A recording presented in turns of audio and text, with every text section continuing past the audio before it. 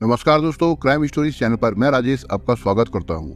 दोस्तों, आज मैं आपको अपराध की जिस वारदात के बारे में बताने जा रहा हूं, वो वारदात अमरावती महाराष्ट्र में हुई थी। तो चलिए दोस्तों, इस वारदात के बारे में हम लोग विस्तार से जानते हैं। 23 नवंबर 2017 गुरुवार का दिन था। सुबह के यही कोई 10 बजे थे। महाराष्ट्र के अमरावती शहर के ओंकार मंदिर में भक्तों की भीड़ लगी थी। मंदिर आने जाने वाले लोगों की वजह से सड़कों पर भी काफी चहल पहल थी। 24 साल की प्रतीक्षा भी अपनी सहेली श्रेया के साथ साईं बाबा के दर्शन करके स्कूटी से खुशी खुशी अपने घर लौट रही थी। दोनों सहेलियां आपस में बातें करते हुए अभी साई नगर के वृंदावन कॉलोनी परिसर स्थित ठाकुरदार मालानी घर के सामने क्रॉसिंग पर पहुंची थी कि अचानक उनकी स्कूटी के सामने एक दूसरी स्कूटी आकर रुकी, जिसकी वजह से दोनों सड़क पर गिरते गिरते बची। उस स्कूटी पर एक युवक सवार था। उसे इस तरह सामने आया देखकर प्रतीक्षा के दिल की धड़कनें बढ़ गई। डरी सहमी प्रतीक्षा ने एक बार श्रेया को देखा। वो उस लड़के को जानती थी। वो हिम्मत जुटाकर उस लड़के से बोली, हटो मेरे सामने से, मेरा रास्ता छोड़ो, मुझे घर जाने के लिए देर हो रही है।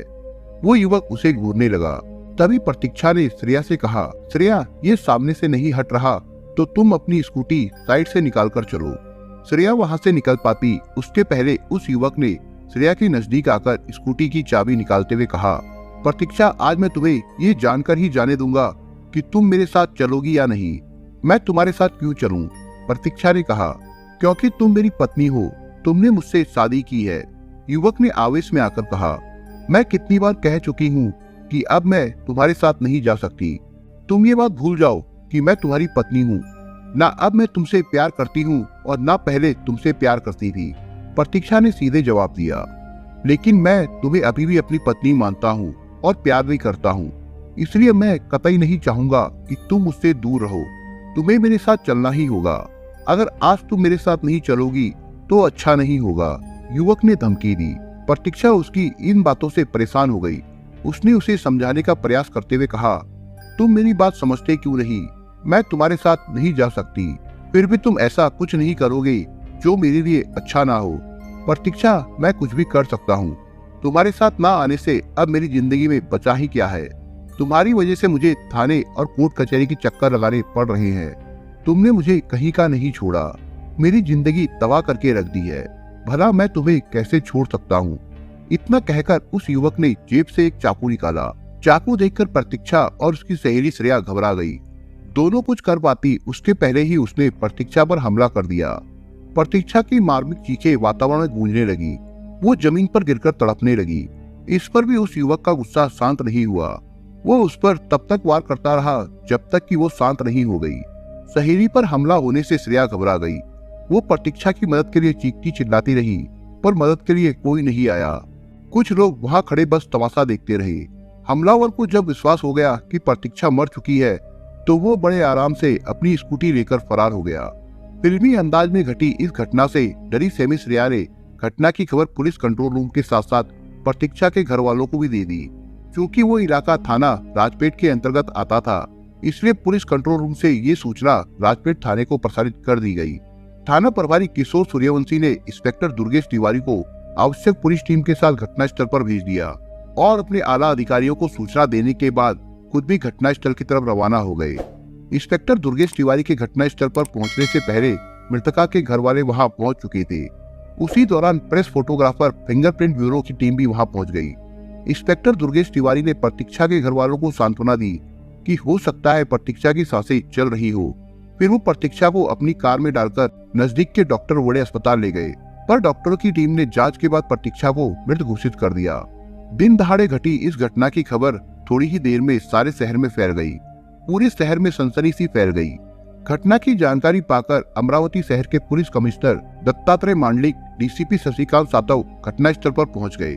सभी अधिकारियों ने बारीकी से घटनास्थल का निरीक्षण कर थाना प्रभारी किशोर सूर्यवंशी को आवश्यक दिशा निर्देश दिए। मृतका के घर वालों से बातचीत करने के बाद थाना प्रभारी ने इस हत्याकांड की जांच इंस्पेक्टर दुर्गेश तिवारी को सौंप दी। उन्होंने सबसे पहले प्रतीक्षा की सहेली का बयान दर्ज किया, क्योंकि वो उस समय प्रतीक्षा के साथ ही थी। सहेली श्रेया ने अपनी आंखों देखा हाल पुलिस को लिखवा दिया। उधर प्रतीक्षा के घर वालों ने पुलिस को बताया कि उनकी बेटी की हत्या राहुल भड़ ने की है। प्रतीक्षा की मां मंगला ने पुलिस को बताया कि प्रतीक्षा से राहुल एक तरफा प्यार करता था। वो कई सालों से प्रतीक्षा के पीछे पड़ा था। वो उससे प्यार करने का दम भरता था और उसे अपनी पत्नी बताता था।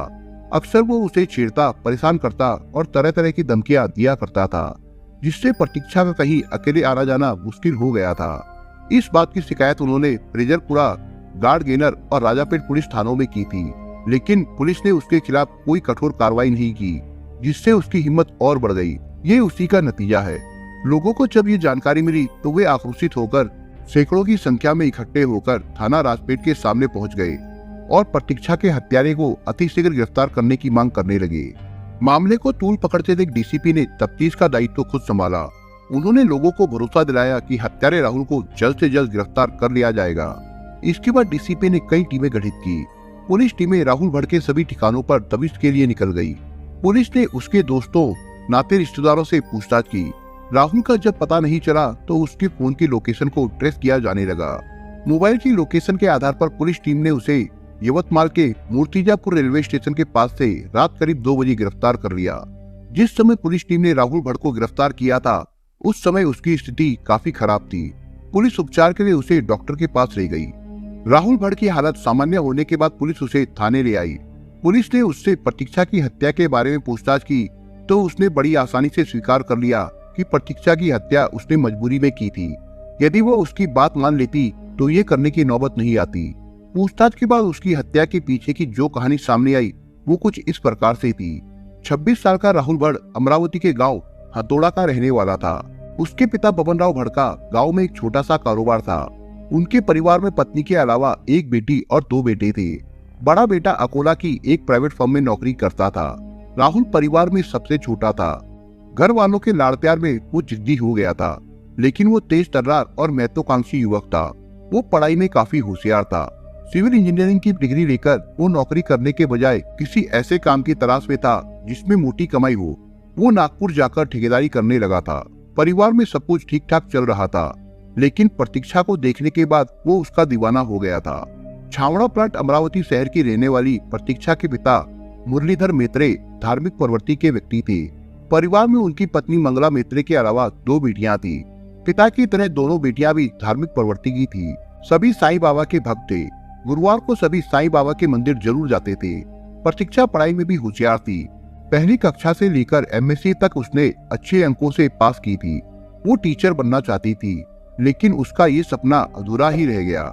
उसका सपना पूरा होने से पहले ही उस पर राहुल भड़ की काली नजर पड़ गई थी। सन 2010 में राहुल ने प्रतीक्षा को उस समय देखा था जब वो अपने मामा राउत के घर एक दावत में आया था। उस समय प्रतीक्षा सिर्फ 14 साल की थी। उस समय वो हाई स्कूल की परीक्षा पास कर चुकी थी। राहुल भड़ के मामा राउत और प्रतीक्षा का परिवार एक ही सोसाइटी में आमने सामने रहता था। हालांकि उस समय दोनों ही नादान और कम उम्र के थे, लेकिन प्रतीक्षा का खूबसूरत चेहरा राहुल की निगाहों में समा गया था और प्रतीक्षा के करीब आने के लिए वो अक्सर अपने मामा के यहाँ आने जाने लगा था, जिसका उसे पूरा फायदा भी मिला। धीरे धीरे वो प्रतीक्षा के करीब आ गया। दोनों में जब अच्छी जान पहचान हो गई तो वे मिलने जुलने लगे। दोनों के बीच जब घनिष्ठता बढ़ी तो समय निकालकर इधर उधर घूमने भी जाने लगे। राहुल प्रतीक्षा पर दिल खोलकर पैसा खर्च करने लगा था, जिसका नतीजा ये रहा कि प्रतीक्षा की राहुल के प्रति सहानुभूति बढ़ गई। करीब 3 सालों तक दोनों की दोस्ती इसी तरह चलती रही। बाद में ये दोस्ती प्यार में बदल गई। उन्हें लगने लगा कि दोनों एक दूसरे के लिए ही बने हैं। वे अपने प्यार को एक नाम देना चाहते थे। उन्होंने विवाह करने का फैसला कर लिया, लेकिन ये निर्णय उनके लिए आसान नहीं था, खासकर प्रतीक्षा के लिए, क्योंकि वो ये अच्छी तरह से जानती थी कि उसका परिवार धर्म रीति रिवाज में बहुत ज्यादा विश्वास रखता है। उसके घर वाले उसे इस बात की इजाजत नहीं देंगे। ये बात उसने राहुल को बताई। राहुल ने उसे समझाया कि ये सब गुजरे जमाने की बातें हैं, अब समय के अनुसार सभी को बदल जाना चाहिए। ये बात प्रतीक्षा की समझ में आ गई और 10 अक्टूबर 2013 को श्रीदेव महाराज यशोदा नगर की सामाजिक संस्था के सहयोग से उसने राहुल से शादी कर ली और नोटरी से इसका प्रमाण पत्र भी हासिल कर लिया। विवाह के बाद राहुल भड़ ने सिविल इंजीनियरिंग की डिग्री लेकर नागपुर में अपना ठेकेदारी का काम शुरू किया और प्रतीक्षा ने एमएससी की पढ़ाई पूरी कर ली। इस बीच समय निकालकर दोनों मिलते भी रहे, लेकिन दोनों का ये सिलसिला अधिक दिनों तक नहीं चला। काफी सावधानियां बरतने के बाद भी उनका राज नहीं रहा। प्रतीक्षा के घर वालों को जब इस बात की खबर हुई तो उनके पैरों के नीचे से जैसे जमीन खिसक गई। उन्हें अपनी बेटी प्रतीक्षा से इसकी आशा नहीं थी। उन्हें मान सम्मान मर्यादा समाज के बीच सब खत्म होता नजर आया। वो उसका विवाह अपने समाज के युवक से कराना चाहते थे। मामला काफी नाजुक और संवेदनशील था। प्रतीक्षा के पिता तथा मामा ने उसे अच्छी तरह समझाया और कहा कि उसकी और राहुल की कुंडली में दोष है, इसलिए उसका राहुल से मिलना ठीक नहीं है। प्रतीक्षा ने अपने घर वालों की बात मान ली और उसने राहुल से मिलना जुलना और बातचीत करना बंद कर दिया। प्रतीक्षा को अपने उठाए गए कदम पर आत्मग्लानि महसूस हुई। इस बात की खबर जब राहुल को हुई तो उसे प्रतीक्षा के परिवार वालों पर बहुत गुस्सा आया। एक दिन वो प्रतीक्षा के घर पहुंच गया और उसे साथ चलने के लिए कहने लगा। परिवार वालों ने विरोध किया तो उसने उन्हें अपनी और प्रतीक्षा की शादी का प्रमाण पत्र दिखाते हुए कहा, मैंने प्रतीक्षा से विवाह किया है, इसे अपने साथ ले जाने के लिए मुझे कोई नहीं रोक सकता। परिवार वालों ने जब राहुल की इन बातों का विरोध किया तो राहुल प्रतीक्षा और उसके परिवार वालों को धमकी देते हुए अपने शादी के प्रमाण पत्र को सोशल मीडिया पर डालने की धमकी दी। उसने ऐसा कर भी दिया। इससे प्रतीक्षा और उसके घर वालों की बड़ी बदनामी हुई। प्रतीक्षा के पिता मुरलीधर ने थाने में राहुल के खिलाफ रिपोर्ट दर्ज करा दी। प्रतीक्षा के परिवार वालों के इस व्यवहार से राहुल और चिढ़ गया। अब राहुल उन्हें तरह तरह से परेशान करने के साथ धमकियां देने लगा। उसकी धमकियों से परेशान होकर मुरलीधर फ्रेजरपुरा पुलिस थाने में उसके खिलाफ 4 और गाड़ेनगढ़ थाने में 1 शिकायत दर्ज करवा दी। लेकिन राहुल के ऊपर इसका प्रभाव नहीं पड़ा, बल्कि उसके हौसले और बढ़ गए। उसने प्रतीक्षा का बाहर आना जाना मुश्किल कर दिया था। वो बार बार उसे धमकी देता था कि अगर वो उसकी नहीं हो सकी तो उसे वो किसी और की भी नहीं होने देगा। उसकी इन धमकियों और किसी अनहोनी के भय से उन्होंने थाना राजपेट में भी 22 नवंबर 2017 को उसकी शिकायत दर्ज करवा दी। थाना राजपेट पुलिस ने मामले की गंभीरता को देखते हुए राहुल भट्ट के खिलाफ शिकायत दर्ज कर ली। राजापेट पुलिस उस पर कोई सख्त कार्रवाई करती उसके पहले ही राहुल ने प्रतीक्षा के प्रति एक खतरनाक फैसला ले लिया और उसे दिन दहाड़े शहर के बीच मौत के घाट उतार दिया। हुआ ये था कि अपने खिलाफ गाड़गे नगर और राजापेट पुलिस थाने में शिकायत दर्ज होने की खबर पाकर वो बौखला उठा था।